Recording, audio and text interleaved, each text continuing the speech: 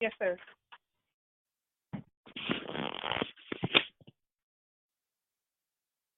Today, my Islamic presentation is Science of Seven, the End.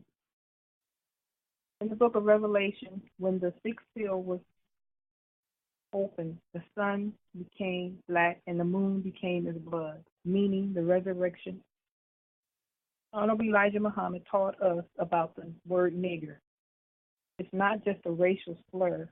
It is a piece of iron that's controlled by a sawyer that directs the log to be cut in a sawmill.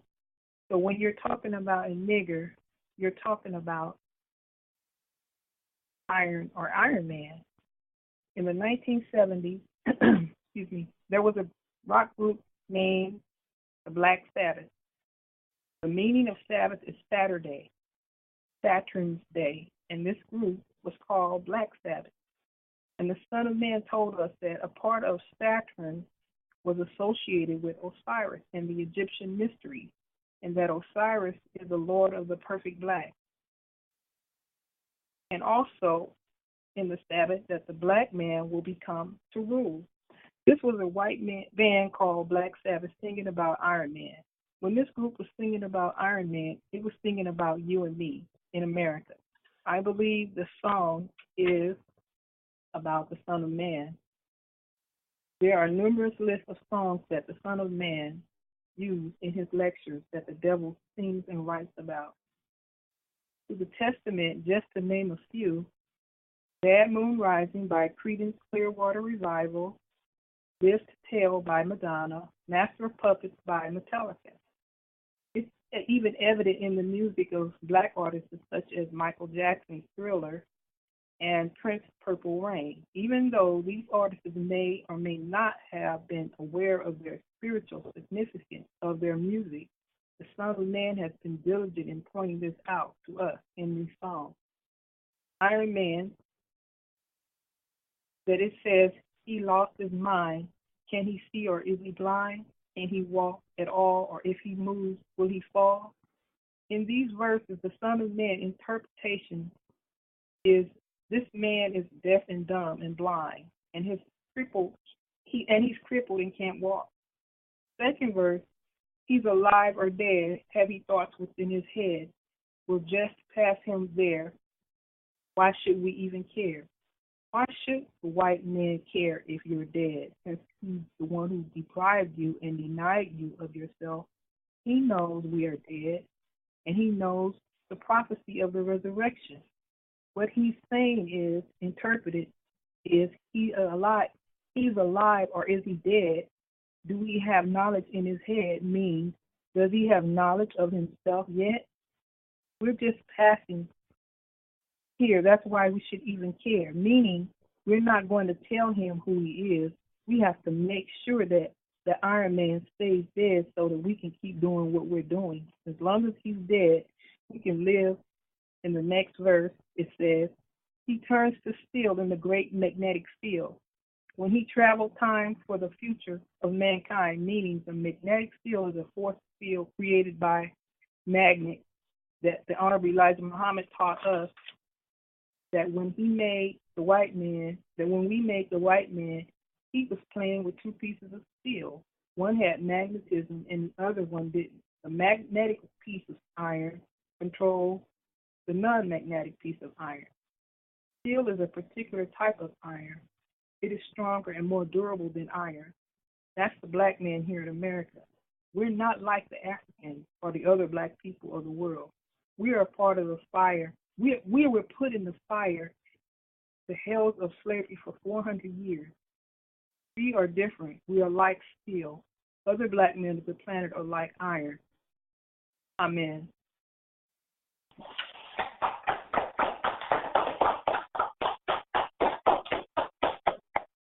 Thank you, Sister Rebecca. Yes, sir. We will now hear from the Son of Man. Well, here is in the person of Master Farad Muhammad. Assalamu alaikum. How's everyone doing? Good. Very good. Uh, I I have a words to say to you, and I hope I bear your patience. I don't keep you too long. Um,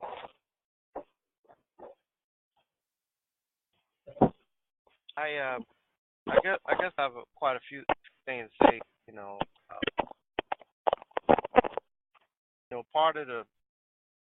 Part of the reason, or I should say, my motivation, for speaking, you know, uh, is my children, and I suspect that if I didn't have my children, you know, before me and with me, I suspect that I would have taken a different route as far as teaching or not teaching. But that my children kind of keep me uh, here, so to speak, engaged in the teaching of Islam. Do you understand? Yes, sir. Sure. This is sort of speculation on my part, the foregoing statement, but I suspect that a lot of the teachings that's been going on for the last 2 or 3 years and the uploads and things I reveal, I believe is due in part to the fact of my children. A lot of times, the quiet of my mind when I'm with myself, which is basically all the time. I I I I the the the things that my children say to me, as far as expressing gratitude for teaching them Islam, and when those memories of those words that they speak to me come back to my mind, it causes me, or I guess assists me in making the decision to keep teaching. You know. But as far as the people of this world, I'm done with them. They rejected Most Honorable Elijah Muhammad, and of course they rejected me, someone that believed in the Most Honorable Elijah Muhammad, despite the fact that you present clear evidence in front of them. So I've been rejected, so I was done. But this is not to disregard Sister Rebecca. Not disregarded Sister Rebecca in this manner, but the truth is the truth. My children is primary reason, or greatly responsible, in my estimation. I mean, I could see things differently, but as it stands today, my children is a major reason that I'm still here, engaged with you and teaching you Islam. It's kind of like, I have 4 children in Islam with me, and so it's like the Son of Man is riding 4 horses. He's like the 4 horses of the apocalypse. Well, you can make a connection, or you can make a metaphor that my children are the 4 horses of the apocalypse. What I mean is, as the Quran says, we have made the word to have many connections. You understand? Yes, sir. I am not saying that ultimately that my children represents the red, the black, the pale, horse and the white horse. I'm not saying that in the ultimate sense, but I am saying that there's a similitude, comparison in my own personal life, to that of the 4 horses of the apocalypse. We are in the apocalypse. So this is just a metaphor. It's not what I would call a divine interpretation. It's more of just, you know, hadith, if you will, or just a spiritual musing. You understand? Yes, sir. Sir. Simply put, I'm just trying to convey that, you know, the gratitude expressed by my children kind of motivates me to keep teaching. You know, because truth is, and I told I think just Rebecca that I'm like Jonas. You know, I'm ready for him to just get it. You know, all this talk and all this mercy and all this weight. You know, I'm a man of action. I'm kind of like Jonas. You know, if I had it my way, this thing would have been over as far as I'm concerned. You understand? Yes, sir. Yes, sir. I remember the most honorable Elijah Muhammad said, I think it was Theology of Time, one of his lectures, he was talking about if he had the power, he said he'd been killed. I heard the messenger say it. So I said, well, you know, I'm not so strange and weird after all. You know, he kind of felt the same way. And even the messenger remarked that he's not as merciful as Allah. He said he'd have been did it, you know. So but right now, I want to teach. I guess I'll start right there. I'll start with the most honorable Elijah Muhammad. So I'm going to read you a quote or recite a quote from the most honorable Elijah Muhammad that he said in Theology of Time.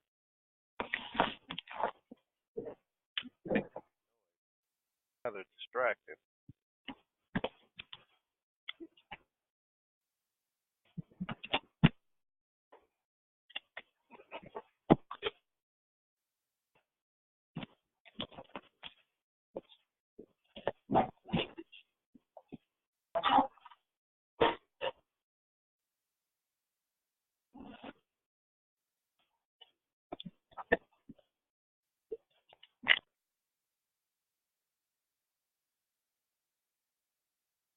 Rafiq, y'all making too much noise in the background.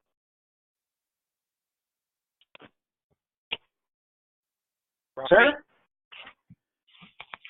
your phone or you all are making too much. You're making noise and you're distracting me. You're making noise in the background. Whatever you're doing, moving a chair, I don't know what you're doing, but your phone is picking up the noises that you're making in the background, and I can hear it, and it's distracting me.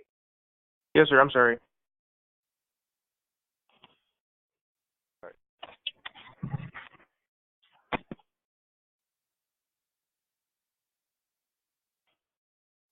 All right.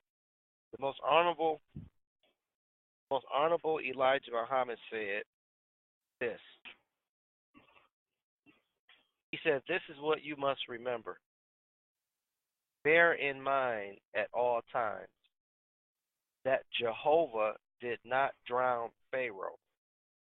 He made Moses to do the job.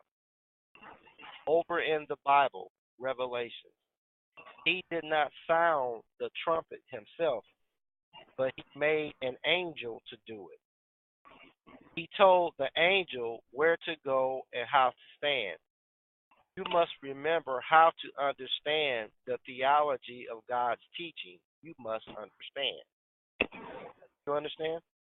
Yes, sir.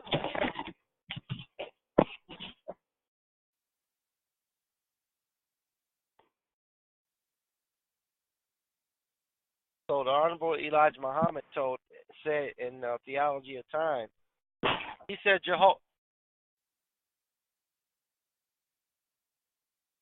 I want you all in that room to sit perfectly still.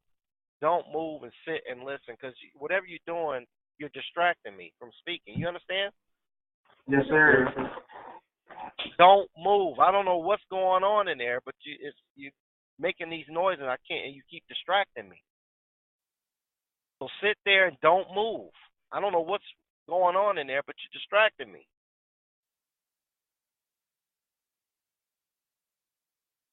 The Honorable Elijah Muhammad said that Jehovah did not drown Pharaoh. He made Moses to do the job. Is that right? Yes, sir. One moment.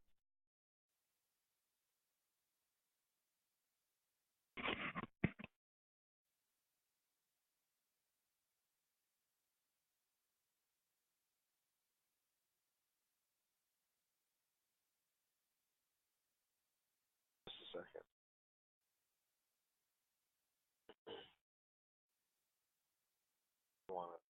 Something I gotta get here. Make this complete. One second.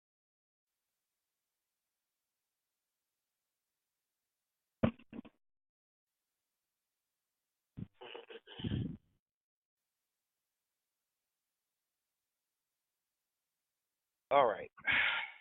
I need to find one more thing, and then we're going to get started. Something that I should have looked up before. I didn't realize it.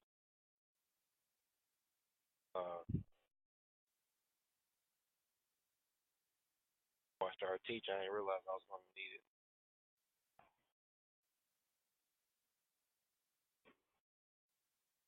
One second.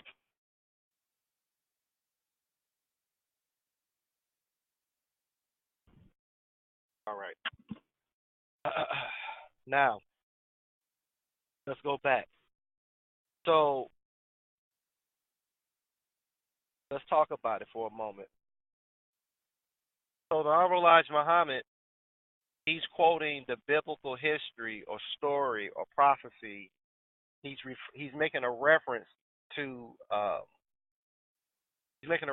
between the story of the children of Israel being in bondage to Egypt and the story of basically the story of Moses and Jehovah. Do you understand? Yes, sir. Yes, sir. All right. So the Most Honorable Elijah Muhammad, remember, the Most Honorable Elijah Muhammad was the messenger of Allah. And like Allah, the Most Honorable Elijah Muhammad did not waste words. He didn't just say things that he didn't say he didn't say things that didn't have meaning.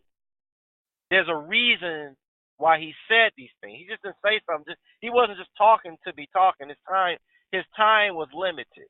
He knew he had a certain amount of time to deliver the message. Do you understand?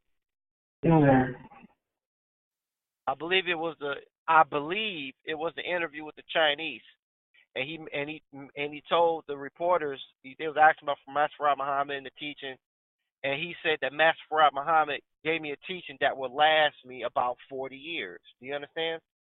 yes, sir. What I'm trying to impart to you now is that the Most Honorable Elijah Muhammad was wiser than we know. He was wiser than we give him credit for.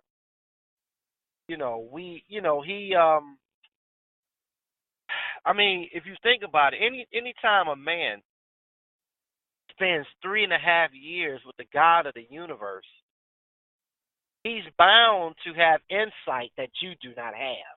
I don't care how long you stick around him. He's bound to just have certain insight that you just would not get. Do you understand? Yes, sir. So here he is in the 60s telling the Chinese, well, and nobody's paying attention, and he knew that. He said, well, he gave me a message that will last 40 years. Well, if you was doing math, I'm like, wait a minute. If he gave you a message to last 40 years, well, Master Farad Muhammad left in 1934. Is that right? Yes, sir. Rafiq, what's 40 plus 34? What's 1934? What's 1934 plus 40? 1974. So in the 60s, when you really start to study and analyze Most Honorable Elijah Muhammad, the more you will revere him, like I do. The messenger told the world and told the Chinese and the Nation of Islam, if they bothered to pay attention, that Master Farad Muhammad gave him a message that will last 40 years. Well, if Master Farad Muhammad left in 1934, then if you were paying attention, you knew that the messenger's time was up in 1974. Is that right? Yes, sir. Sister Rebecca, what was the year of the Most Honorable Elijah Muhammad's last major speech to the public? 1974. 40 years. Is that right? Yes, sir. See, we judged the messenger, meaning we treated him like we treat each other. You know, our word don't mean a lot. And so when we listen to him, we kind of regard him like we regard each other. Well, we're not really giving it the due respect that it deserves, considering this man sat with God. Do you understand? Yes, sir. Yes, sir. So he told the Chinese, he said, well, he gave me what he gave me, what the message, what he gave me would last, about 40 years. And sure enough, in 1974, he was gone. I mean, that was the last message. Do you understand? Yes, sir. Reason why I point out that anecdotal story to you is to try to is my attempt to make you truly focus on the words that you hear coming out this phone. Messenger now this is what the messenger said in 1972. He said that you must bear in mind at all times. What does that mean? Here the message of Allah saying, look, you need to bear this in mind at all times. What does that mean? To bear something in mind at all times. What was he saying to us? Never forget it. One at a time. Never forget it. Never forget it. Anybody else?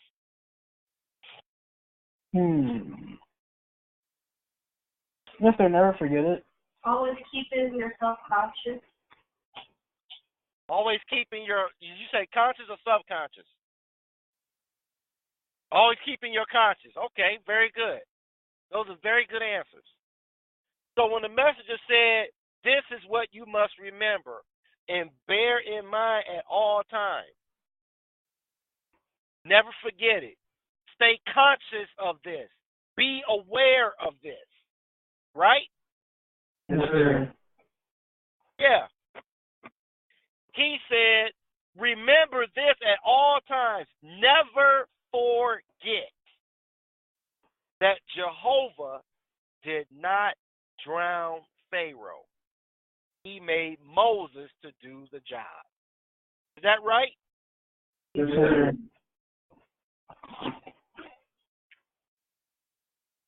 Why would he tell us to remember that? Anyone? Why is that so important for us to remember?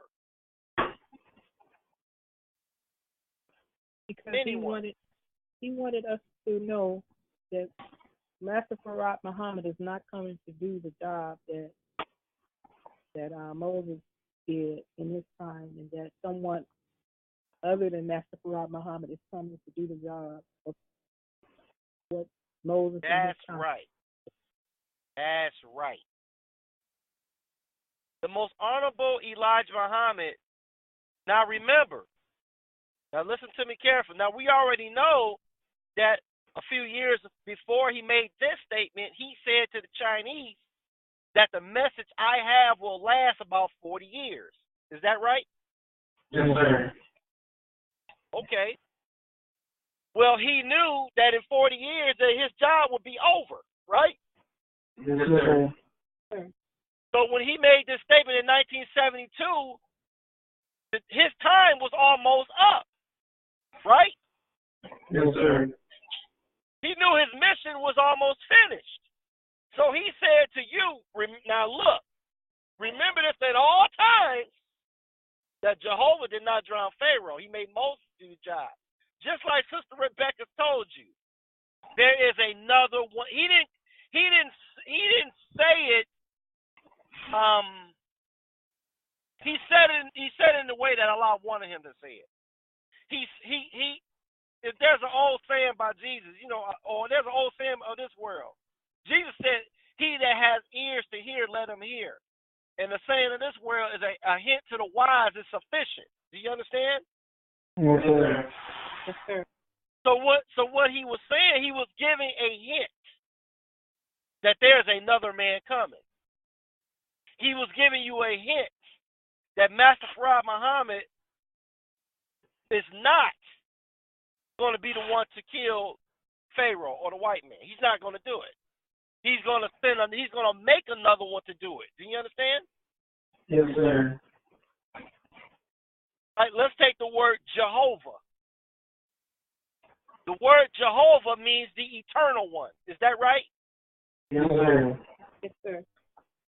Did not the most honorable Elijah Muhammad teach us that Master Farad Muhammad's wisdom is infinite and that his wisdom has no end to it? Is that right? Yes, sir. Did not the most honorable Elijah Muhammad tell us that Master Farad Muhammad will live forever, meaning that his wisdom will live forever? Yes, sir. Well, by definition, Master Farad Jehovah is Master Farad Muhammad, or Master Farad Muhammad's wisdom is Jehovah, the eternal one. It lives forever. Do you understand? Yes, sir. Yeah.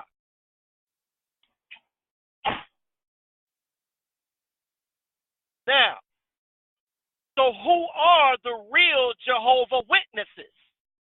Well, the first true Jehovah Witness is the most honorable Elijah Muhammad. Do you understand? Yes, sir. Does not the Muslim say, "I bear witness that Muhammad, that Allah is God, and that Muhammad is his messenger"? Yes, sir. Well, if you bear witness that the most honorable Elijah Muhammad is the last messenger of Allah in the person of Master Farad Muhammad, then you are by definition a Jehovah Witness. Do you understand? Yes, sir. The only Jehovah Witnesses on this planet is the Nation of Islam, meaning those of you in this room right now. Do you understand? Yes, sir. We are the true Jehovah Witnesses. We bear witness that Master Farad Muhammad is Allah in person, or Jehovah. Do you understand? Yes, sir. Yeah. Like I said, there is no other religious group in this universe. There's no other man, woman on this planet that can take you from my grip, meaning my hold of wisdom over you. Do you understand? Yes, sir. If you don't believe it, go to the Jehovah Witness Kingdom Hall with your mama and see how long you will sit there before you fall asleep. Go to the church and see if you can find a greater wisdom than that's coming out this phone right now before you get bored and want to go to sleep or go outside and play or leave that building. Do you understand? Yes, sir. Yes, sir. Yeah. And I'm not kidding. If you don't think that I'm not giving you the greatest wisdom of God on planet Earth, then go where you think you can find it.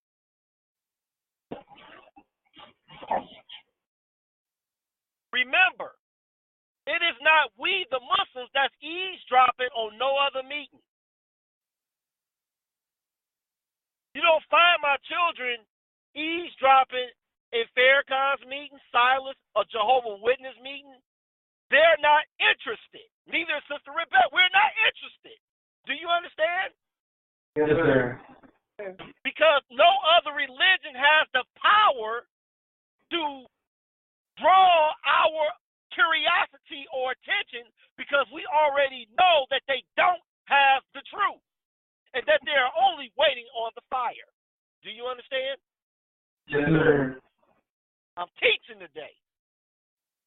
Now, the most honorable Elijah Muhammad said this: Let me bring to a close the first quote. He said he made Moses to do the job.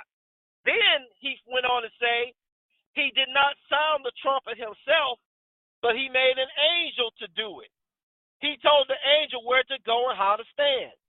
Do you understand? Yes, sir. So right after the most honorable Elijah Muhammad tell you that Jehovah made Moses to kill Pharaoh, then he starts talking about the seventh angel, right? Yes, sir.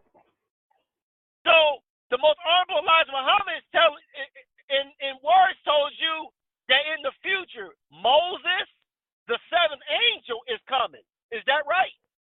Yes, sir. Right. Now, the most honorable Elijah Muhammad said this. So we know what the hint was in 1972. As Sister Rebecca told you, the most honorable Elijah Muhammad said that there is another man coming behind him that's not Master Farad Muhammad that's going to judge the world. Is that right? Yes, sir. All right. Now, so the messenger told us that there is another man coming after him. He said to bear that in mind at all times. Never forget that. There is another man coming. Do you understand? Yes, sir. Now, the most honorable Elijah Muhammad in that same lecture went on to say, same lecture series went on to say this. He said, no one is given that hour but God himself. Meaning nobody knows the hour of judgment. Do you understand? Yes, sir. No one is given that hour but God himself. And then he passes it over to that angel that you read of in Revelation that places 1 foot on water and 1 on land. Is that right? Yes, sir. So the most honorable Elijah Muhammad just told us that the seventh angel is going to be given the time of the judgment. Is that right? Yes, sir. That the knowledge of the day of destruction will be given to the seventh angel, according to the most honorable Elijah Muhammad. Do you understand? Yes, sir. Right. And so when we go to the 10th chapter of the book of Revelation, around the 6th or 7th verse, is right there hidden in the book that the seventh angel says, time as you know now, you shall soon know no more. Is that right? Yes, sir. So even in the book of Revelation, even if you didn't hear Elijah and you read the book of Revelation, you know that the seventh angel has power of the time or knowledge of the time. Is that right? Yes, sir. Knowledge is power. Is that right? Yes, sir.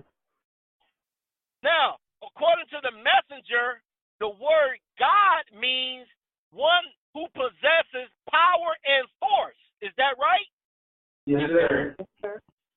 Well, if the seventh angel has the knowledge or will be given the knowledge of the time, that means that since knowledge is power, and it is, that means that the seventh angel will be given the power of the time. Is that right? Yes, sir. And if the seventh angel possesses the power or knowledge of the time, if the seventh angel is the possessor of power of time, that means that the seventh angel is the God of time. Is that right? Yes, sir. Theology of time is the study of the God of time. Is that right? Yes, sir. The theology of time is the study of the man that Elijah Muhammad told you was coming. Is that right? Yes, sir. The theology of time is the study of the seventh angel. The theology of time is the study of that man Moses that Elijah told you that was coming, and to remember this at all times. Do you understand? Yes, sir. Sir. Most honorable God himself. And then he passes it over to that angel that you read of in Revelation that places 1 foot on water and 1 on land. Then he says, there is nobody coming behind me but God. I better tell you that. Is that right? Yes, sir. So the most honorable Elijah Muhammad said the only one that's going to come behind him is God. Is that right? Yes, sir. But I thought that the most honorable Elijah Muhammad said the man come behind him is Moses or the 7th angel. Right? Yes, sir. I mean, well, is God coming behind Elijah or Moses? He said another man is coming. And he said that man is Moses.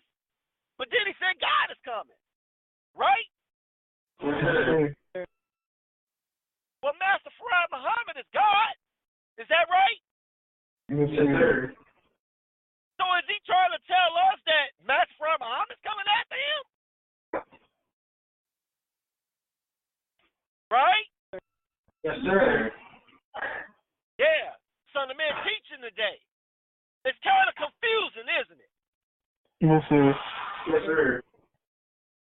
The most honorable Elijah Muhammad said, well, here, Moses, bear in mind at all times that Jehovah didn't destroy Pharaoh. He made Moses to do the job. And he showed the 7th angel where to put his feet, and he gave the 7th angel the day of the hour. And then he says, the only one coming after me is God. Do you understand?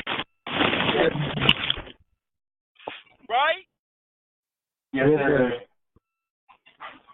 Rafiq, Sir. turn to the book of Exodus, turn to the 7th chapter, and read the first verse.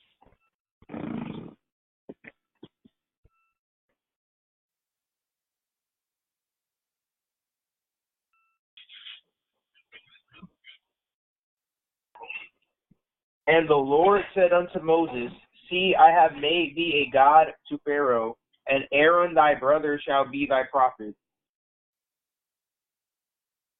According to what Rafiq just read, what did Jehovah make Moses? God. God, is that right? Yes, sir. So according to what you just read in the Bible, Jehovah made Moses God. Is that right? Yes, sir. So now when we take the 7th chapter and the first verse of the Bible and go back to what Elijah Muhammad told us, did not Elijah Muhammad tell us that Moses was coming after him? Yes, sir. And did not Elijah Muhammad tell him that the only one coming after him is God? Yes, sir. Now we understand that the one coming after Elijah Muhammad is Moses, whom Jehovah, Farad Muhammad, will make God to this world. Is that right? Yes, sir. Now do you understand? Yes, sir. I'm teaching today. I'm teaching. Rafiq, turn to the 3rd chapter of the book of Exodus. Got it. Read the 14th verse.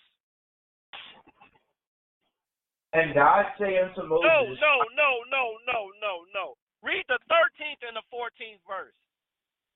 And Moses said unto God, Behold, when I come unto the children of Israel, and shall say unto them, The God of your fathers hath sent me unto you. And they shall say to me, What is his name? What shall I say to them? And God said unto Moses, I am that I am. And he said, Thus shalt thou say unto the children of Israel, I am hath sent me unto you. That's right. One moment.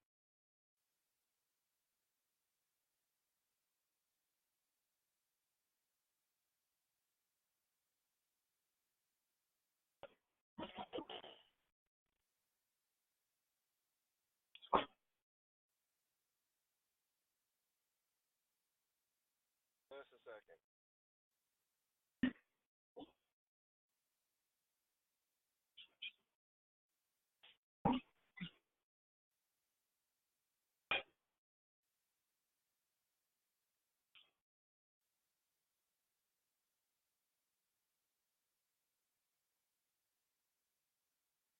One moment.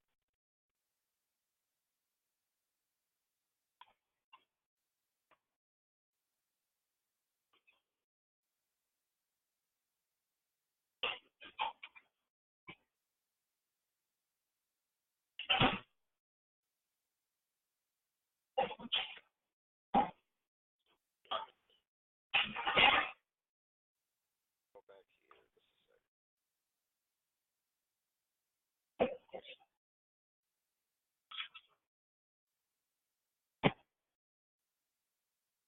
All right. 1 second.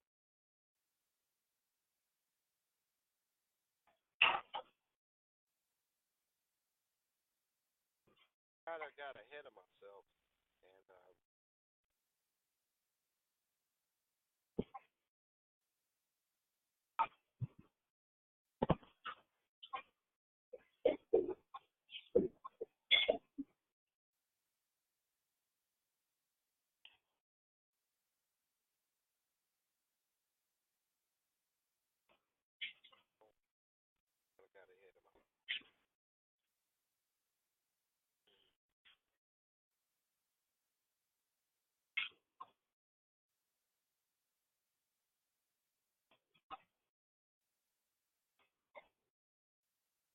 All right.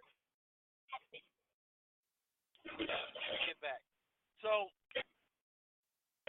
when Moses was talking to God in the burning bush, and he asked God, "Who am I going to tell the children of Israel and Pharaoh that sent me? Who am I going to say sent me?" God told Moses, "You say I am sent me." Is that right? Yes, sir. Okay, the I am is Jehovah. Is that right? Yes, sir. 1 moment. This is a lecture that every Jehovah's Witness in America should be listening to. But since they rejected the supreme wisdom, since they rejected the most honorable Elijah Muhammad, they won't get it, and they will be damned. But every Jehovah's Witness should be listening to this lecture. 1 moment. All right. So when Moses asked God, "Well, who am I going to tell them that sent me?" God's going to tell him, "You tell them I am sent you." Is that right? Yes, sir. 1 moment.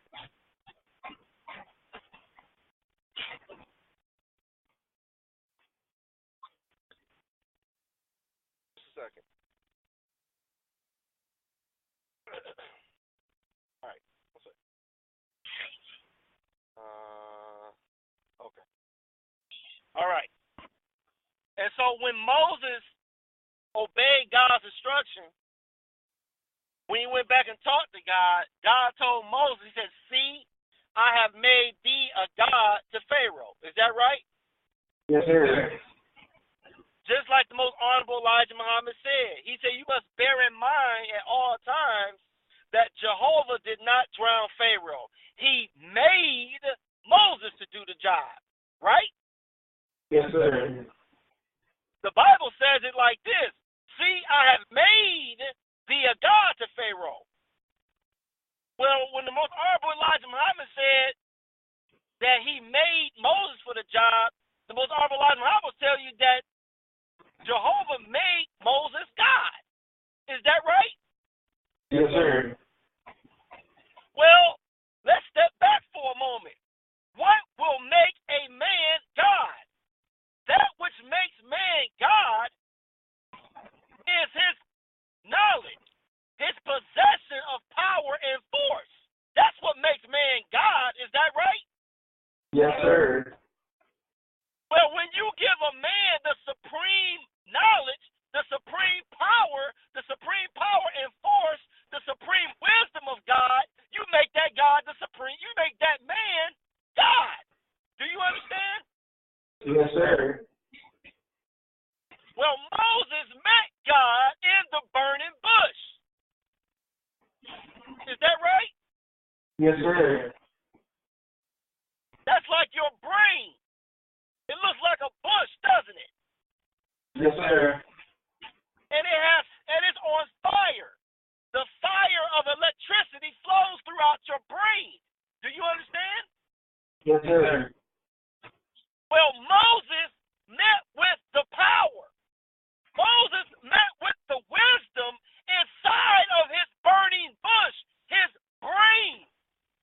Do you understand? Yes, sir. And God spoke to Moses. Well, if God spoke to Moses, Moses is a personality, the ego. Like your name might be Amaria, or your name might be Daim. That's your ego. That's your conscious mind. Do you understand? Yes, sir. But the book said that God spoke to Moses from the burning bush. When something is burning, it's on fire. Is that right? Yes, sir.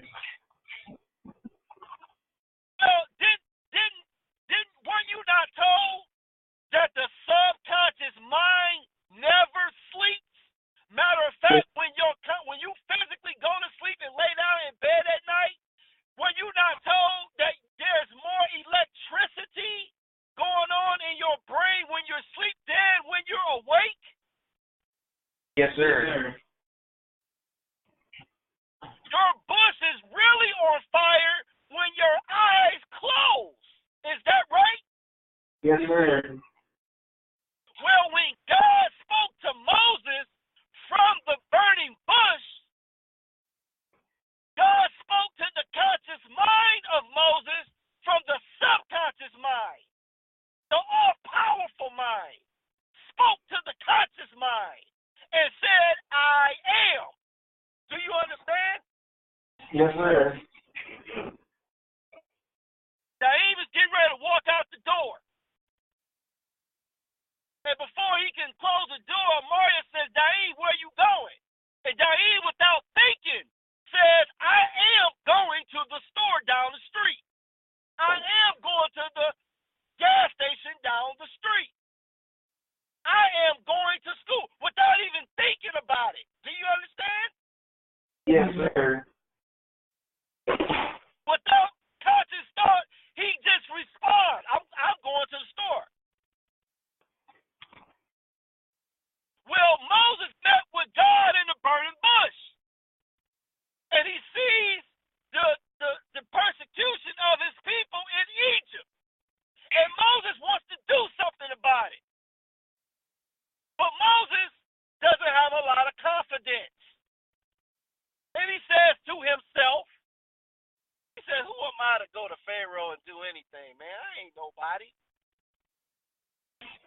Right? Yes, sir. And then what happens? Something inside of Moses, 400 years of yearning, 400 years of oppression. The God inside of Moses, the subconscious mind, which generally communicates with you through feelings and emotion.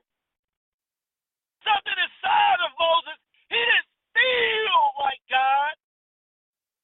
It wasn't emotional. It was so powerful that his subconscious mind spoke and said, I am descending you. Do you understand? Yes, sir. I am the supreme wisdom inside of you, speaking to you. You go free your people. And when they say who sent you, you say, I am that I am. You the God, Moses. I have made thee a God to the children of Israel. I have made thee a God to Pharaoh. I am the eternal one.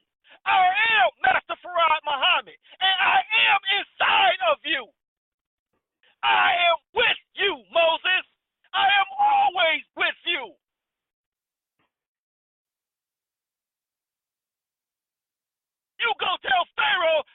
our people go. Do you understand? Yes, sir. And when they say, who sent you here? Kevin, I sent me. Nobody told me to do anything. Nobody told me to read Message to the Black Man. Nobody told me to read Our Savior Has Arrived. Nobody told me to read Fall of America. Nobody told me to read and listen to Theology of Time. I told me. Nobody told me I'm the Son of Man. I said I'm the Son of Man. Do you understand? Yes, sir. Now, but let's just hold back on that. Let's just assume we don't know who the Son of Man is. Well, we got to identify him. Is that right? Yes, sir. What else did the most honorable Elijah Muhammad tell us? Quote, he said, the Son of Man is that man who is given authority and power by God to carry out his judgment upon the people. That's what Son of Man is. Then it goes for the Mahdi being born out of his nation by a woman that was not of his nation. The man that produced the child, who she gave birth to, was of us, the black nation. He married her, the white woman, to get an unalike child so that that unalike child could get among our people here in America and produce a ruler. Do you understand? Yes, sir. So, Master Farad Muhammad was made by his father in Mecca to be an unalike child that looked white, that could come to America and be undetected by the white man to produce a ruler in America of the black nation. Do you understand? Yes, sir. So there are two Son of Men, as the most honorable Elijah Muhammad said. The Son of Man is that man who is given authority and power by God to carry out his judgment upon the people, to carry out God's judgment on the people. Is that right? Yes, sir. So here, the Son of Man is a man that God has chosen and has given him something. He has given him power, knowledge, to carry out his judgment upon the people. That's what Son of Man is. Is that right? Yes, sir. And then the most honorable Elijah Muhammad said, then it goes also for the Mahdi. When the most honorable Elijah Muhammad asked Master Farad Muhammad, who was he says, my name is Mahdi. Ain't that right, Sister Rebecca?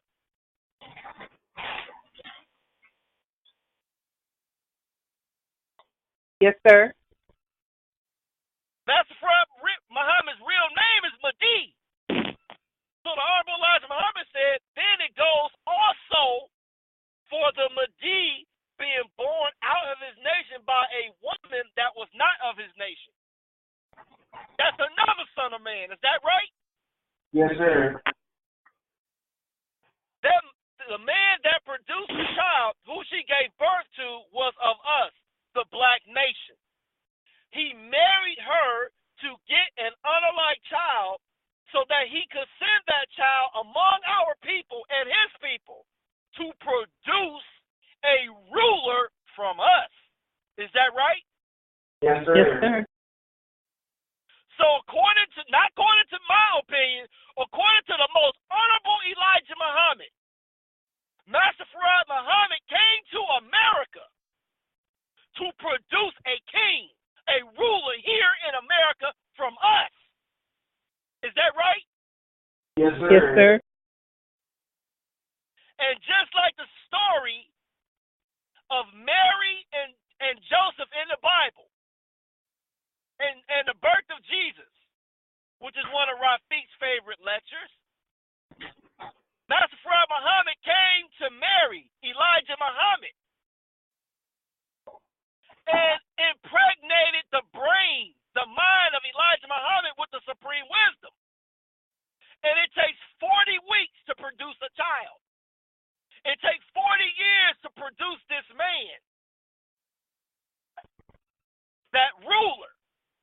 Do you understand? Yes, sir. Yeah. So now we getting an idea of who the Son of Man is. The Son of Man is a black man in America. Is that right? Yes, sir. The Son of Man is a black man in America who shall be the ruler, the king. Is that right? Yes, sir. So we have an idea from the teachings of Elijah who the Son of Man is. Do you understand? Yes, sir. Yes, sir. Yeah. Okay. Let's say that we all take a trip. So the man came into some money, Brother Kevin came into some money, and I say, Naeem, Rafiq, Kamal, Maria, Sister Rebecca, pack your bags. We going to Africa. Everybody pack their bags. We go to Africa. We go into the jungle. We go on the savannah. And while we in the vehicle, we come across a group of lions, about 10 of them. Come across a big old pack of lions. There's about 10, 15 lions.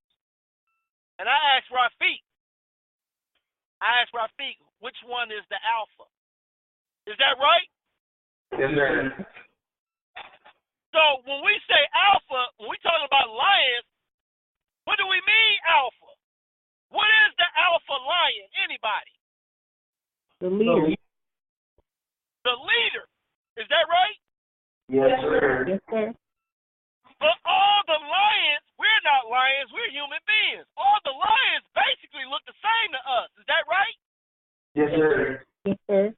So we can't just look at how the lion looked to tell who the alpha. So Sister Rebecca said, well, the alpha is the leader. I say, okay. Well, how do we know which one's the alpha? How do we determine which one is the leader? Anybody? How do we try to find out which one of these lions is the alpha? We know the alpha is the leader, but how can we tell? Anybody? How can we tell the alpha in the group?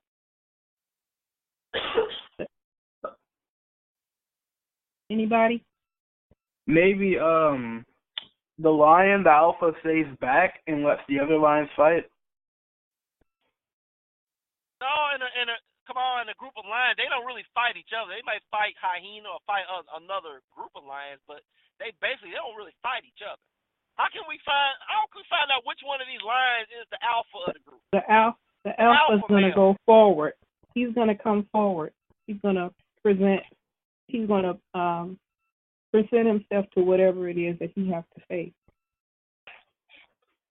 All lions are courageous, Sister Rebecca. Every lion in a group is not a coward. Lions by nature are not cowards. Every lion in a group, including the women, will face any danger. How can we determine which one is the alpha? When lions go hunting, usually the ones that aren't the leaders are the ones who usually hunt and bring back the food, and the leader's the one that eats before the rest. We got a clue. The alpha eats before the rest. Is that right? Yes, sir. Yes, sir. We got a clue. Meaning we can tell who the alpha is by how the other lions treat him. Is that right? Yes, sir. Yes, sir. Or how he treats the other lions. Is that right? Yes, sir. Yes, sir. An easier example is like gorillas or the silverback. The way you can tell who the alpha among those gorillas is that you can tell the alpha from the betas because nobody will look at the alpha in his eyes. You don't do no stare down with no alpha. Because if you do that, he's going to attack you. Every other gorilla in the group When he looks at the alpha, he bows his head or turns his head. He submits. Is that right? Yes, sir. Yes, sir. With the lion, you can tell the alpha because he eats first. Is that right? Yes, sir. Yes, sir. Nobody coming around that alpha messing with his food but his cubs. Is that right? Yes, sir. Yes, sir. The only ones that get away with some mess like that is one of his cubs. Is that right? Yes, sir. You ain't one of his cubs. You over there in his meal while he feasting, you might die. You understand? Yes, sir. Right. So, in America, we know the prophecy that the most honorable Elijah Muhammad said a black man in America is coming, a Moses, who's going to destroy Pharaoh. We know there is a ruler among us, the king. And we have a country full of black men. So which one is it? How do we tell? Because what? All niggas look alike. Is that right? Yes, sir. Yes, sir. I mean, if you ain't black, you're a white Chinese man. You look at black people, we all look alike. Just like all white people, Chinese people look alike to us, right? Yes, sir. So how can we tell which black man in America is the Alpha and Omega? The Alpha, the king, the ruler. Which one is it? One with the most wisdom. We have to look and see how all the other lions, how all the other black people, all the other black males in America treat this particular black male. Is that right? Yes, sir. Yes, sir. Well, we're dealing with the theology of God, the wisdom of God. Is that right? Yes, sir. So how can we tell? One moment.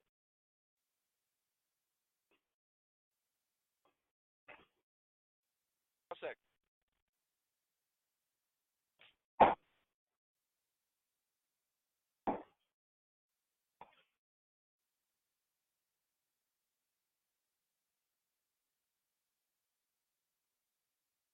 Rafiq, turn to the 52nd chapter of the book of Isaiah.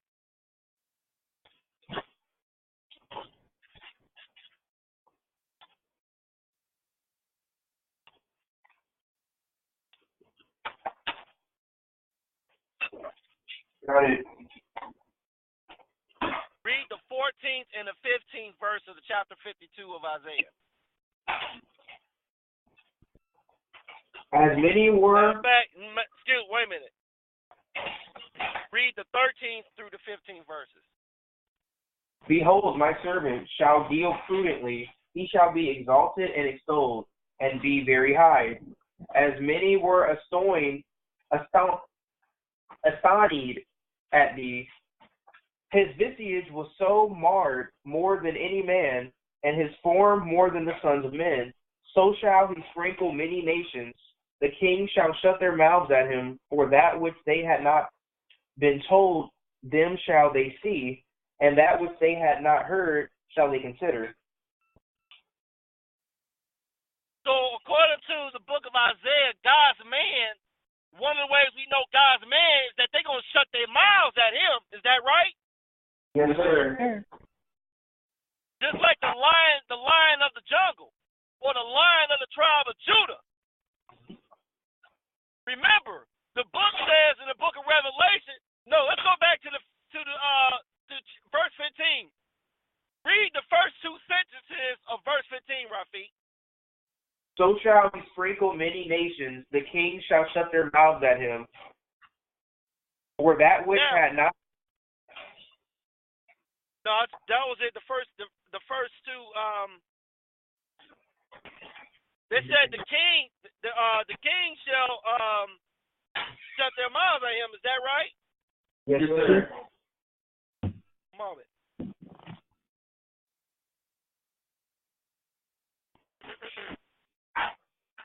Now, Rafiq, go to the 19th chapter of the book of Revelation.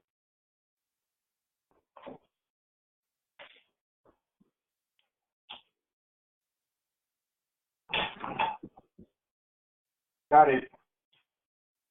Read the 15th and 16th verse. And out of his mouth goeth a sharp sword, that with it he should smite the nations. And he shall rule them with a rod of iron, as he treadeth the winepress of the fierceness and wrath of Almighty God. And he hath on his vesture and on his thigh a name written, King of Kings and Lord of Lords. King of Kings, is that right? Yes, sir. Well, who is the King of Kings? The King of Kings is the same as who is the Lion of the lions. Who is that lion that the other lions don't roar at without the threat of being killed? You don't roar up at the alpha lion, is that right? Yes, sir. You don't stare down that alpha silverback gorilla. Do you understand?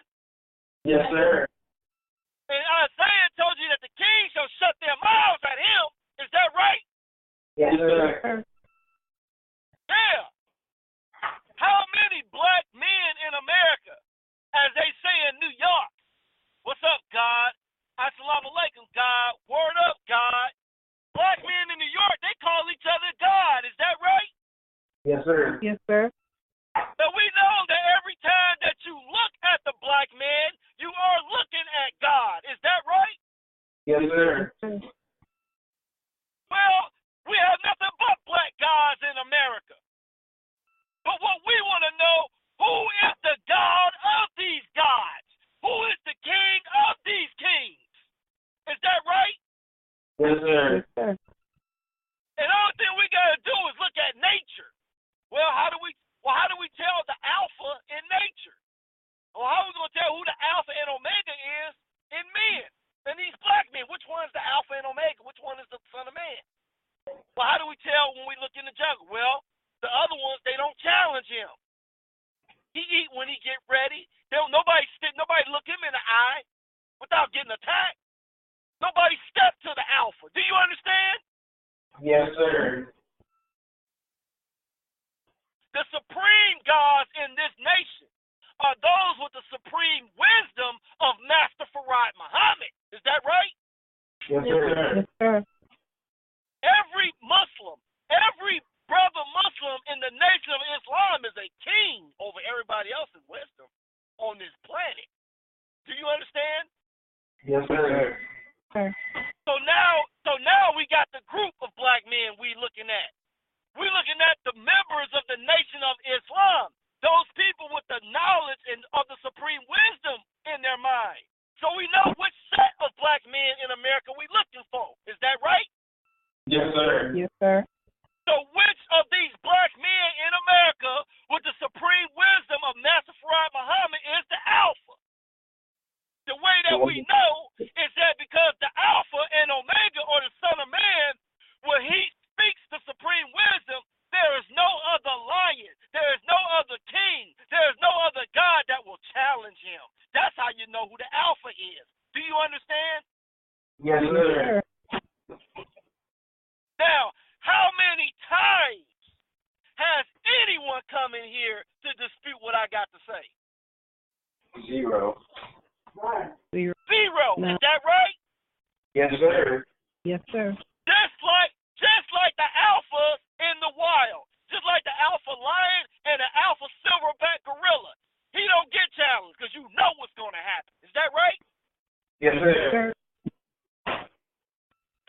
Who's the only one that had the nerve to challenge me on the truth of what I spoke that's still breathing? My son Daeem, my cub. Only a child of mine could get away with something like that. Dad, I don't think the world gonna end by 2032. Do you understand? Yes, sir. The only one that get away with something like that is one of my cubs. Do you understand? Yes, sir. Anyone else had to took their head in scripture, because I got a sword that comes out of my mouth. I will chop your head off. Do you understand? Yes, sir. Yes, sir. One moment.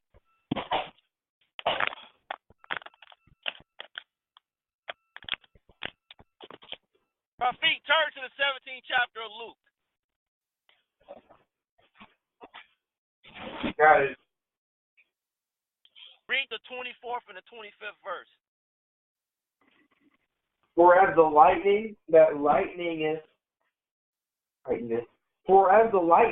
lighteneth out of the one part under heaven, shineth unto the other part under heaven, so shall also the Son of Man be in his day. But first must he suffer many things and be rejected of this generation. Now, the 25th verse says the Son of Man must suffer and be rejected. Is that right? Yes, sir. Well, you know, as I stated before, it's becoming an old song. You know that can't be Master Farah Muhammad. You can't make that guy suffer nothing. Do you understand? Yes, sir. Master Farah Muhammad is the ultimate. You can't make that. You can't make Allah, that, the big G, you don't make him suffer nothing. So this Son of Man is somebody else. Is that right? Yes, sir. The question is why? Why must the Son of Man suffer? Why must the Son of Man be rejected? Is that right? Yes, sir. I got a son that likes to work out and, get muscles. I think that's Rafiq. Is that right? Yes, sir. Yes, sir. Rafiq, if you want a six-pack on your stomach and some nice biceps, nice body, what must you do? You gotta work out consistently, drop that body fat. Work out, is that right? Yes, sir. But when you pumping that iron or doing those push-ups or sit-ups and you doing those high reps, it kind of hurt, don't it? Yes, sir. You kind of like burn, right? Yes, sir. Yeah. You get to that 51st push-up and your arms give out. Is that right? Yes, sir. Your body starts rejecting your will. You push your body to the point until failure or rejection. Is that right? Yes, sir. In other words, if you want to be a certain way with your body, you want a nice physique. In other words, your body, your muscles must suffer. Is that right? Yes, sir. If you want to be strong and muscular and attractive in that way, then you must endure a lot of suffering to get that muscular definition. It takes a lot of pain and suffering to get to that point. Is that right? Yes, sir. If you're not willing to suffer and bring your muscles to the point, work out to the point of failure or rejection, you will never gain the physical power that you desire. Is that right? Yes, sir. So if the Son of Man is to attain his power spiritually, then he must suffer. Is that right? Yes, sir. Yes, sir. There's a saying in this world: power concedes nothing without a demand. Is that right? Yes, sir. What is a demand? A demand is a request made as if it's your right. Is that right? Yes, sir. A demand is to call for something with authority or to claim something is due to you through justice. Is that right? Yes, sir. The word concede means to grant a right, privilege, or demand. Is that right? Yes, sir. Is not Allah the grantor of power? Yes, sir. Is not Allah the omnipotent? Yes, sir. Meaning, is not Allah the all-powerful? Yes, sir. Well, there's a saying that power concedes nothing without a demand. Is that right? Yes, sir. Yes, sir. Power grants nothing without justification. Is that right? Yes, sir. Yes, sir. Allah will not grant Son of Man anything until Son of Man is justified to have it. Is that right? Yes, sir. Sir. I'm teaching today. That's why the Son of Man must suffer. Just like my son Rafiq. When he's training with weights. If Rafiq says, well, I want my body to look like Bruce Lee. Bruce Lee suffered. And suffered greatly. Do you understand? Yes, sir. But because he chose to suffer that, he achieved what? Power. Is that right? Yes, sir. Yes, sir. Well, Kevin Muhammad, it's 2014. You at your cousin's house in Detroit, Michigan, with no job, your children are Opelousas, and you in the basement of your cousin's house praying to Allah for power. Better be. There's an old saying: "Be careful what you pray for." Is that right? Yes, sir. It is not Allah's fault that if you go to Allah and pray for something, and just because you don't know what the price is, and Allah gives you what you pray for, but there's a price, you cannot impugn injustice. That's your fault. If you didn't want it, you shouldn't have asked for it. If you didn't know the price, is that right? Yes, sir. So a man praying for power, well, that comes with a price. You must what? Suffer. Is that right? Yes, sir. Yeah. That's why the Son of Man must suffer and be rejected. Is that right? Yes, sir. So the question becomes, why is suffering and rejection necessary for divine spiritual power? Because suffering and rejection will create in the mind justification to overcome that suffering and rejection. Is that right? Yes, sir. So what happens when the Son of Man is suffering and being rejected? You know, when you suffer, sometimes when you suffer, it's not self-inflicted like lifting weights like my son. Sometimes somebody else is harming you, causing you to suffer. Is that right? Yes, sir.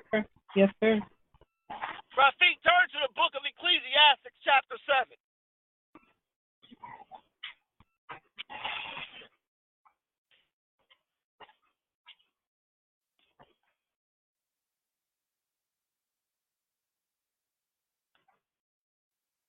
Should be somewhere around Proverbs and Psalms. After Psalms, something like that. Chapter 7. I got it. Read the 7th verse. Surely oppression maketh a wise man mad, and a gift destroyeth the heart. Surely oppression, suffering, make a wise man mad. Is that right? Yes, sir. Yeah. The Son of Man must suffer many things and be rejected. Is that right? Yes, sir. Why? Because suffering and oppression will make him mad. Is that right? Yes, sir. Let me back up a moment. You can't make a killer dog. I don't care if it's a pit bull. You cannot make a killer attack dog unless you make that dog suffer. Do you understand? Yes, sir. What's one of the ways you can make a pit bull suffer? One of the ways that you can make a pit bull or any dog suffer is to put him on a leash. Do you understand?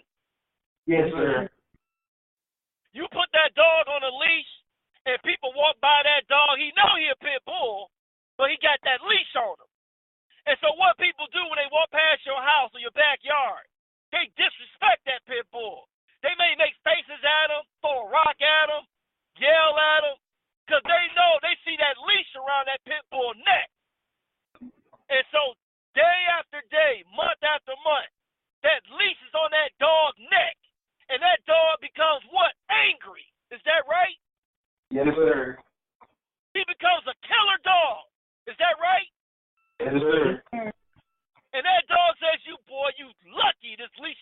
said, because if it wasn't, I'll tear your behind up. Is that right?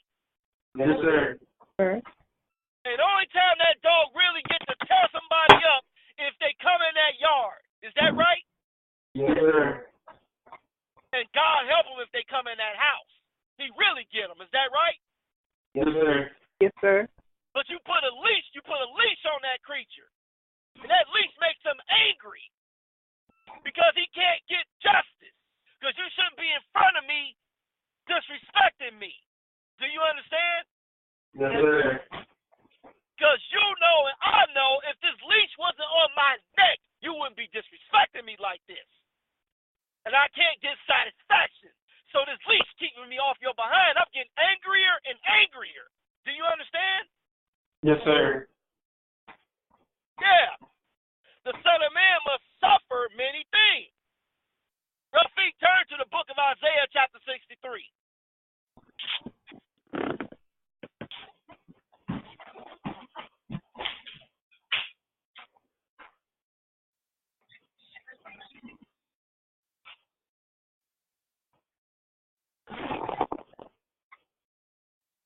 Got it.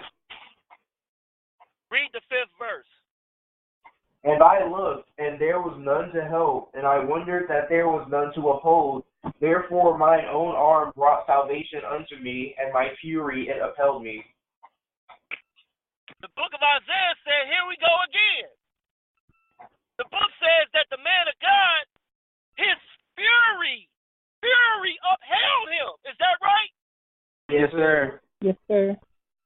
What does the word fury mean? Fury means to be mad.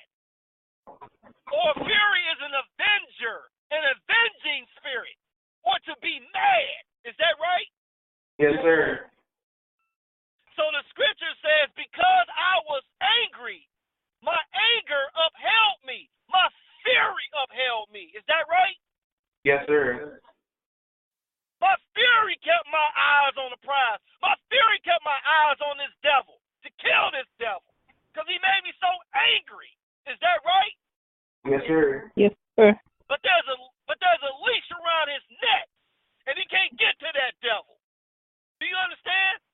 Yes, sir. Yes, sir. So he becomes angrier and angrier. Is that right? Yes, sir. Yeah. You know, if you get on the internet and you we like Sister, I think it was Sister Rebecca, she was talking about the song Iron Man. Is that right? Yes, sir. Well, what does that song mean according to the man in the rock group Black Sabbath that wrote it? This is what the song Iron Man mean by the man that wrote it. Do you understand? Yes, sir. Yes, sir. He says the song Iron Man is a self-fulfillment prophecy mixed up with time travel. It's actually quite complex. It's about a man who goes into the future and witnesses the apocalypse.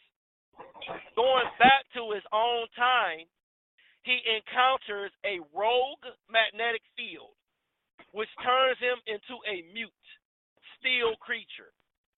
Unable to talk, he still tries to warn people about the impending end of the world, but is only mocked for his troubles. Angry and bitter, he eventually causes the devastation he warned everybody about. Ultimately, the would-be hero becomes the villain. Is that right? Yes, sir. Just like I was having a conversation with my son Daim about the Avengers and Thanos. And how my son made a pretty wise observation. He says, well, he's portrayed as the villain, but in some ways he's the hero in his own mind. Do you understand? Yes, sir. So the song Iron Man is about a man that goes into the future, looks at the apocalypse, comes back and try to warn people, but he is muted, unable to speak to them, and people make fun of him. Is that right? Yes, sir. Kind of like that dog on the chain, huh? Is that right? Yes, sir. So who is the Iron Man? Who is the Son of Man? The Son of Man is a black man in America that goes to the future. How do you time travel to the future? You read prophecy. You open the Bible. You open the Quran. That's how you travel forward in time. That's how you travel to the future. Open the book of Revelation, and you travel to the future, and you see the apocalypse. Is that right? Yes, sir. Then what the Son of Man do? Then what Iron Man do? He closes the book, meaning he comes back to the present and tries to warn the people about the apocalypse that he traveled to the future or read the prophecies about. Iron Man is a song about a man that's trying to warn the people about the impending prophecy of destruction, but he is mocked and he's unable to speak. Is that right? Yes, sir. Right. Just like YouTube spent $300-400 getting set up for a big broadcast, and the very week that I'm about to do a spiritual broadcast, calling my children, sending my children text messages. I have a temple. I'm about to teach the people. I'm trying to say to people. On the precipice of doing that, they revoke my privilege or right to broadcast on my YouTube channel. Is that right? Yes, sir. Yes, sir. Mockery.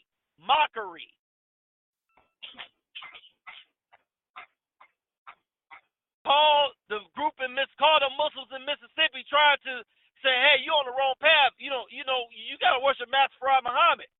Oh, that's Kevin. Ha, ha, ha. He crazy. He out of his mind. Is that right?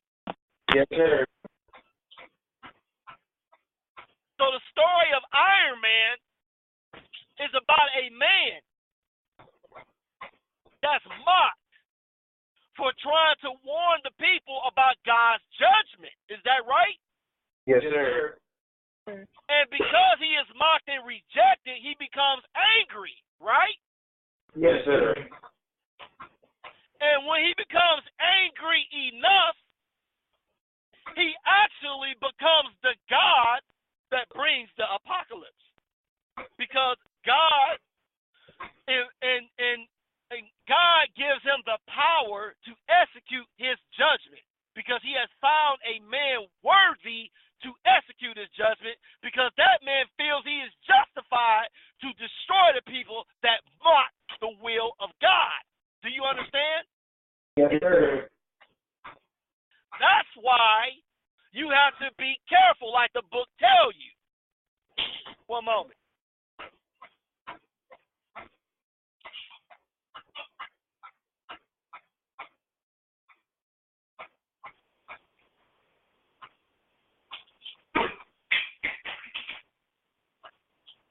Rafiq, turn to the book of Hebrews in the New Testament.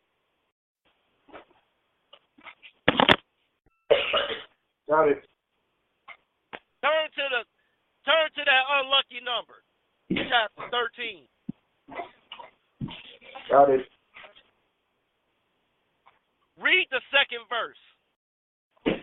Be not forgetful to entertain strangers, for thereby some have entertained angels unawares. Now, the Bible tells you to be careful how you deal with people, how you deal with strangers, because you may be dealing with an angel. Do you understand? Yes, sir. And the most honorable Elijah Muhammad told you that there's a black man in America who's going to be king, the Moses or the seventh angel that's coming. Do you understand? Yes, sir. In other words, be careful how you treat these black men, because some of these black men are angels. Do you understand? Yes, sir. Yeah. Just like your mama. Your mama treat me like any other nigga in America. She thinks she can talk to me any way she feel like. Your mama don't believe I'm the Son of Man. Your mama don't believe I'm the seventh angel. She don't believe that mess. That's some fairy tale that I'm telling my children before they go to college and wake up. More than a hurt. She don't believe that mess. Therefore, she disrespects me. Because I am the Son of Man, but I'm like that dog on a leash.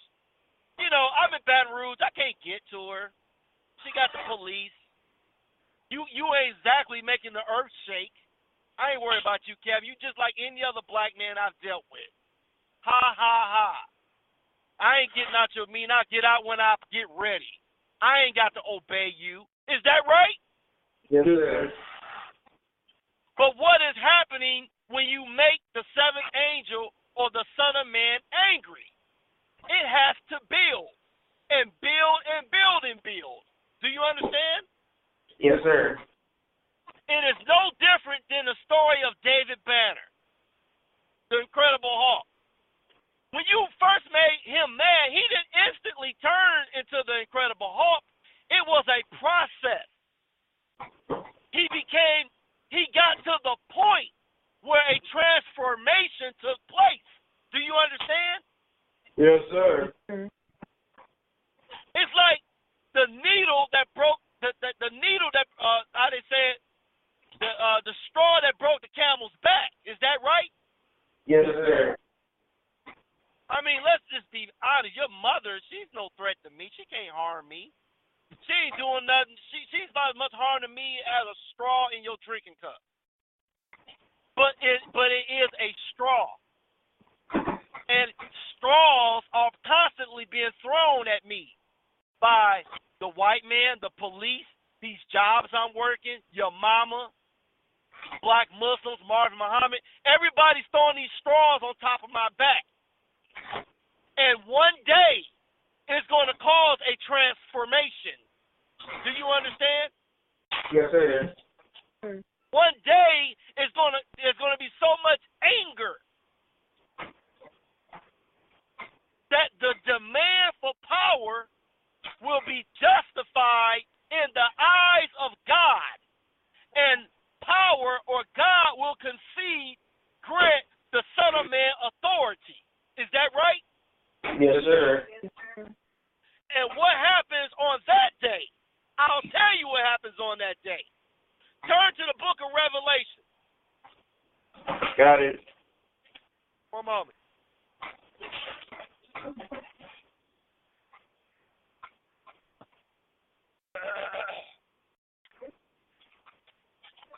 Turn to the 6th chapter, Rafiq, and read the 17th verse. Read the 16th and 17th verse. And said to the mountains and rocks, fall on us, and hide us from the face of him that sitteth on the throne, and from the wrath of the Lamb. For the great day of his wrath is come, and who shall be able to stand? Now, according to the book, whether or not, understand this, whether or not you believe I'm that man is really irrelevant. But I must say, it is mighty strange and quite a coincidence that I'm laying it out for you, huh, Daim? Yes, sir. According to the book, there's going to come a day when there's a man who's like a lamb, is going to get angry, is going to be filled with so much wrath that he's going to become empowered. He's going to be transformed to the Son of Man. Do you understand? Yes, sir. The Son of Man is the black man who is transformed into Master Farad Muhammad from the subconscious mind.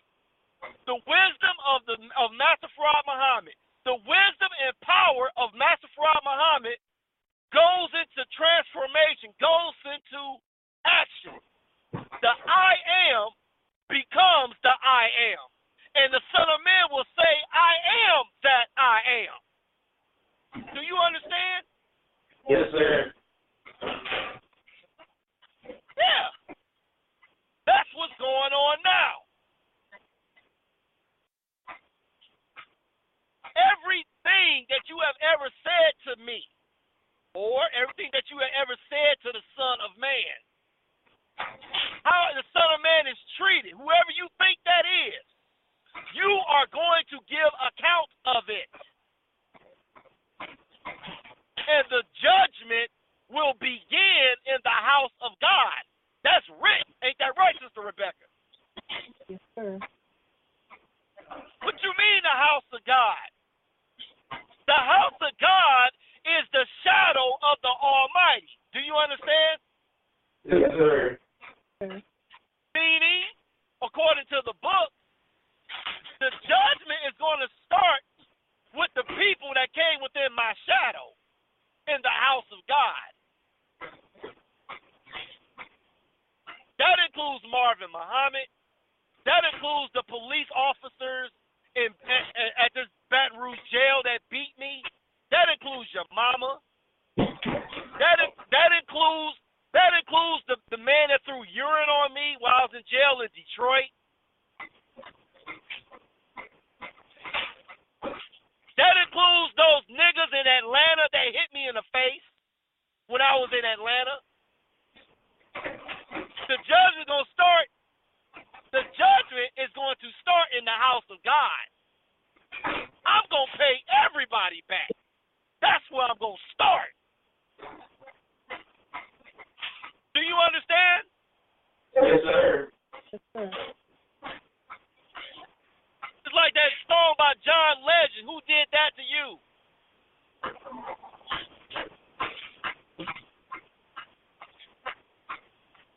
In that song, he says, I know that vengeance belongs to the Lord, but I'm going to do it first. Is that right? Yes, sir. And once the judgment starts in the house of God, then it's going to be on the world. Because at that point, it ain't going to be personal. Because I done took care of my personal business. I mean, everybody that got on my nerves, Gabriel at Sister Rebecca's house, everybody gonna get it. Everybody. I'm gonna pay you back. Do you understand? Yes, sir. I'll give you an example and I'm gonna close. I'm gonna give you an example and a warning. Now, you know, funny thing about women and children, I remember growing up, and I wanted a moped, and my stepfather, for whatever reason, wouldn't get it for me, or he didn't want me to have it. Whatever the reason, my stepfather decided I wasn't gonna get no moped. So what happened was, my mama decided that her baby was gonna get a moped. And so my mama, somehow we found out where the auction was, and my mama took me down to the auction to buy me a moped. You understand? Yes, sir. But when we got there to get the moped, my mama just didn't have enough money to get me my moped. She wanted me to have that moped so bad, but she didn't have the money. Do you understand? Yes, sir. See, I remember what it's like to be a child. I understand more than you know. See, I understand the relationship between mothers and children. It may be nature, it may be whatever, but I understand the dynamic. Often a mother will side with her children against the father out of love or spite against the father. Love for her children or spite against her daddy. But many times, more often than not, mothers and their children, especially their mothers and sons, they will team up, to do something that maybe daddy would not approve of. Do you understand? Yes, sir. See, I experienced that growing up. So so what you must understand is that, you're not doing anything that I don't know about. Take, for instance, see, when you're a senior in high school and you're about to graduate, there's what's called a prom coming up. So you dress up in a tuxedo or some fancy clothes and rent a car, limousine, go get your date, go to a prom. Now, I got but people think you're stupid. See, I got two sons that's in high school. I got two sons that's about to graduate. And my children are supposed to be Muslim. But, they're out in that world. There's a prom coming up. Now, I have not gotten one call from my children, and especially especially they mama, concerning what my decision is about them going to a prom. So, but I know how mothers do. I know how it go. Well, don't ask your daddy, or, well, if we don't ask him, then there's no crime because he didn't say no. Okay, well, we're not going to ask him, and I'm not going to bug him like I do for school supplies money. I can't ask him for no money for this prom because if I do that, he may say y'all can't go. So we're going to have to team up, and we're going to have to keep this on the down low so y'all can go to this prom. Because if you ask your daddy, you know how he is, you may not be able to go. Ain't that right? Yes, sir. Yes. Yeah, you ain't so quick to bear witness. Yeah, I know how it go. I know how it go. I'm not stupid. But that's not even my point. You know, the devil got you, his people, and our people going to these proms. And we don't even think about it. Like, why is it called a prom? What is a prom? It's a strange word. It's a word that you don't really use every day. What is a prom? Well, a prom is a syllable. It is a shortened word for another word. Prom is short for promiscuous. What happens generally and very often during high school proms? Well, a lot of girls lose their virginity. A lot of a lot of fornication takes place during proms. You must remember, it is the devil's desire to degrade society. So when you become a man or woman in the devil's civilization, he introduces you or tempts you with sin. Unchaperoned teenagers going out dressed like adults. Unchaperoned teenagers dressed up in tuxedos and gowns, look like they're at a wedding. That's on a subliminal level. Because if you're dressed up in a tuxedo and your girl's decked out in a nice dress and you bring her a flower, a bouquet of sorts, like at a wedding, subconsciously you know what happens when you get married after the dance. You have a honeymoon, like a prom. Granted, everybody don't get lucky at a prom. Not everybody, but more than a few don't. More than a few do, I should say. Promiscuous.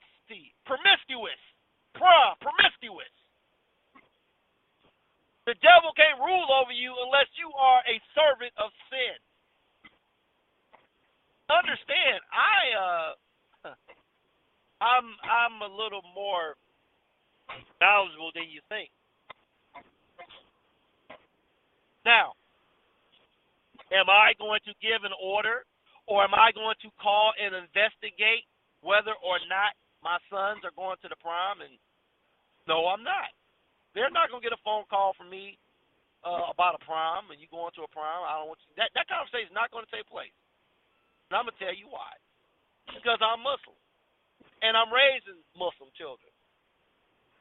Not only that, as strange as it may sound, the only person my children are cheating are themselves. Because had they asked me, Dad, can we go to the prom? I would have told them, yeah, go. Like I'm saying now, go for it. Experience it, so you can see that there's nothing to it. But a little bit more on proms. There was a movie called, and I know Sister Rebecca remembered, called Carrie. Ain't that right, Sister Rebecca? Yes, sir. The movie Carrie was about a prom. Do you understand? Yes, sir. Now, this is the only thing that I'm going to ask, and my children can either do it if they want. If they don't want to, that's fine.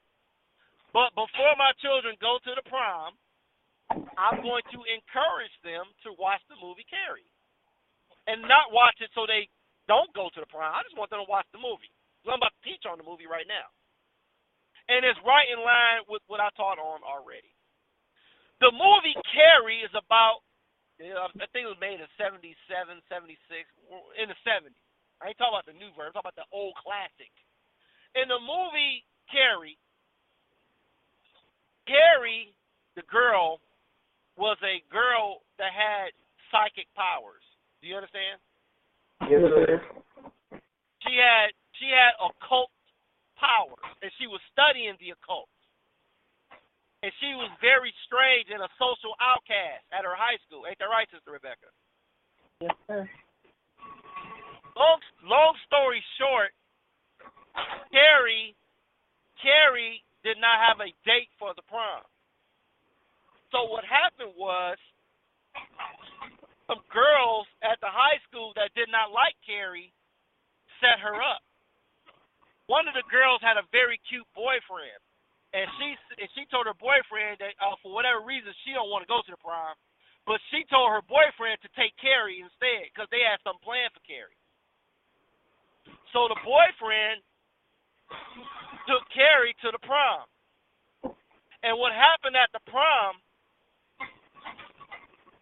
they made sure that Carrie was the prom queen. Is that right? Yes, sir. Ain't that right, Sister Rebecca? That's right. Now, once they set Carrie up to be a prom queen, they knew that she had to come on stage to accept her prize. And when she got on stage to accept her prize, while she was smiling and looking at the people that hated her, that she finally realized, hey, y'all, these people actually like me. They're my friends. They dumped a bucket of pig blood on top of her. She was covered in blood. And once they did that, everybody at the prom, or at least in her mind, started laughing and mocking her. Do you understand? Yes, sir.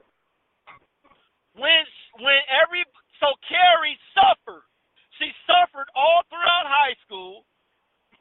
And right when Carrie is about to graduate from high school and get away from those people, they wasn't satisfied until they had to mock her one last time. Do you understand? Yes, sir. So when they dumped a bucket of blood on her and started laughing at her, all of those psychic powers that was in her, that kept flashing, that was dormant, it became justified for Carrie to become in full control and to become in full power of her psychic abilities. So when she became justified through her suffering and justified to have complete control of her power, she killed everybody at the prom with her mind. Do you understand? Yes, sir. Rafiq, turn to the chapter 63 of the book of Isaiah.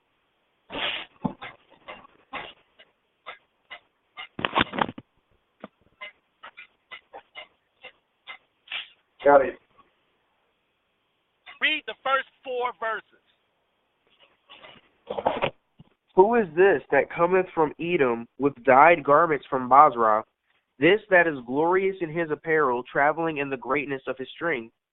I that speak in righteousness, mighty to save. Wherefore art thou red in thine apparel, and thy garments like him that treadeth the wine vat?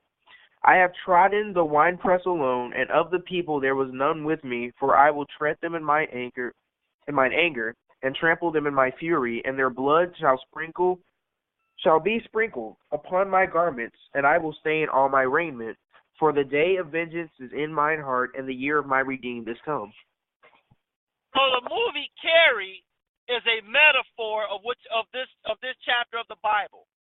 Carrie was a person covered in blood that executed judgment on the people that mocked her. Do you understand?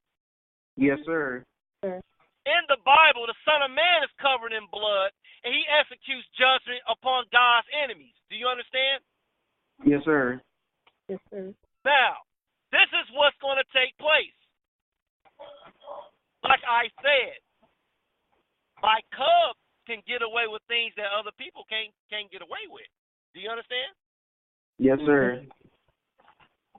So, just remember, when you go to this prom, and you're all dressed up in your tuxedo, and your mother's smiling at you, and as you go to your prom, this is what I want you to remember. You are the son of man's children. So in a way, you are the son of man at a prom like Carrie. I'm not saying you're not going to get covered in blood. People are not going to bother you. I'm not saying that, but I'm trying to show you something. When you go to the prom, just remember that everybody there, including your date, if you have one, everybody there besides yourself is not following me, is not following and obeying Allah. You're going to a prom with a bunch of sinners. And while you're there, drinking the punch, dancing, or mingling, whatever you're doing, just remember, you are walking around people that the Son of Man is going to kill. Every last one of them. So, you have my blessing and enjoy your prom. All right, Rafi. Do we have any questions or comments before we close the Sunday school? Just, are you going to assign for us? Maybe I shouldn't ask that question. I'll bypass the question. I'm sorry. I enjoyed today's meeting. Thank you, Son of Man, for good next. Yes, sir. I want to say I enjoyed today's presentation. I also enjoyed today's lecture that you gave, Son of Man. I also enjoyed the lecture to the Son of Man gave, and I really appreciate him being today. I want to give the Son of Man a little hand clap. He gave us a ton of wisdom and a ton of knowledge today. So much so that I got tired, of taking notes, physically. I was like, okay, yeah, I can't do this anymore. So thank you, Son of Man. So if there are no other questions or comments, we will close this Sunday school with the Muhammad children giving their Farad prayer, starting with Diane.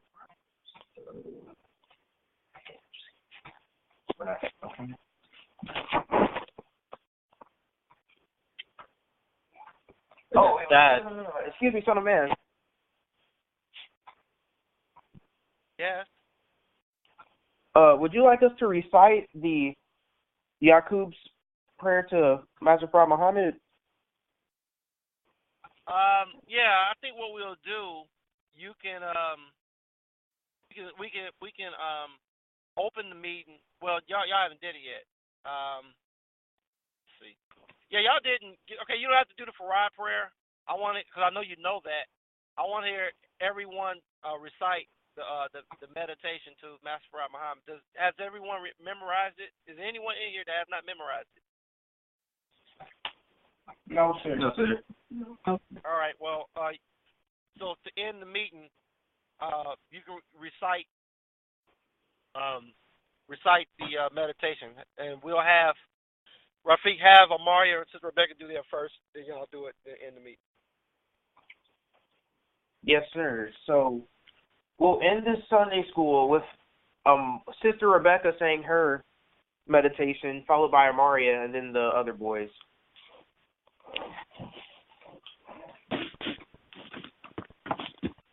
The Lord is my shepherd, I want not. Take me to lie down and be fast. He leadeth me beside the still waters. My soul. He leadeth me in the path of righteousness. Yeah, so I walk through the valley of the shadow of death. Thy heart, thy rock. There's the table. Anointed my head for really good and follow all days of and I dwell in the house of the Lord.